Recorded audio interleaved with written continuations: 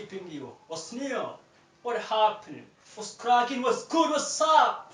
How are you doing, man? What's going on? Are you okay? I hope so. Today we are going to learn about subjective pronoun. But before that, I want to remind you something. That's what. Please don't forget to subscribe, like, share our YouTube channel to your best friend and also to your classmate as well as to your colleagues, guys. Kabajamtoota daawwattoota chaanaalii Aku English with Oromic. Welcome. Bagara channel kana nagaan dhuftan. Isin qeeballe maatii kiyyaa fi akkasumas namoota channel kanaaf haarawaa taatan kan hadda seentaniif please amaanaas ni kenna. Amaan kenna maal? Subscribe, like, share, gochuun waan biraa baasnee biraas kan baachiru akkan dagani. Now today we are going to learn about subjective pronoun. Why should we learn subjective pronoun? Noun, pronoun, verb, and the subject. You know what?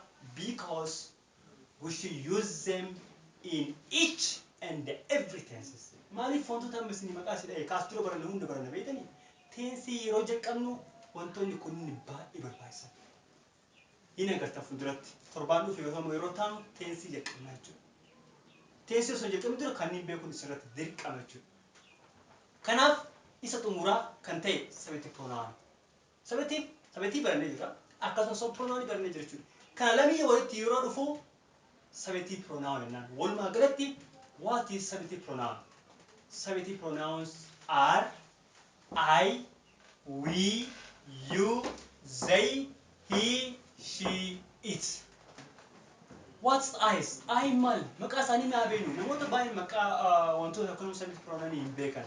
Even namoonni kula appanii barataniyyuu maqaa isaanii baay'ee hin beekan. I is what? First person singular. I ramadii tokkoffaa qeenxee jedhama jechuudha. Akkasumas we first person plural. Ramadii tokkoffaa ta'ee danuu jechuudha.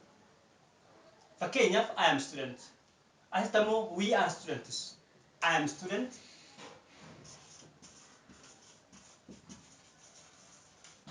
Ani barataa. I am student. Kun amma qeenxeedha jechuudha. Kun ammoo we are students. We are what? Students. Nuti barattoota. Ayetun ani barata. Kun ammoo we nuti. We are students. Nuti barattoota. The next one is you. You second person singular as well as plural. You ramadii lammaffaa qeenxee fi danuu. Lameen ta'uu danda'a jechuudha. Okay. Kaitaan ammoo they. They jechuun maalidha? Third person plural. Ramadii sadaffaa danuu jechuudha. They are students. They are students. Kaitaan ammoo he, she, it. He, she, it. Kunin bakka takkatti third person singular. Ramadii sadaffaa qeenxeenaa jechuudha. He is third person singular. Ramadii sadaffaa maalidha? Qeenxee jechuudha. Walumaa galatti subjective pronoun jechuun I, we, you, they, he, she, it maqaan jira subjective pronoun jennaan jechuudha. I'm sure you understood. Isin gala dhabdii qaba.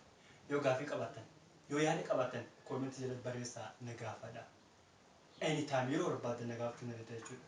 Okay, that's all what I have for today. Kanaaf barumsa qaba. Isin yaada kana fakkaata. Yeroo ta'an immoo topiikii tensii takka inni jalqabnaa jechuudha.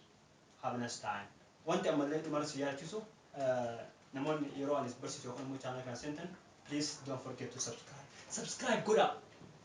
Jaraan subscribe godhaa. Subscribe gochuun isin fayyada malee isin hin miidhu. Garuu ana na fayyada. Isin ammoo miidhamtan. Kana jechuun maal jechuudha? Subscribe yeroo gootan viidiyoon an torbaan guyyaa nama gadhiisu isin bira ga'a. Jabaadhaa. Have a nice time.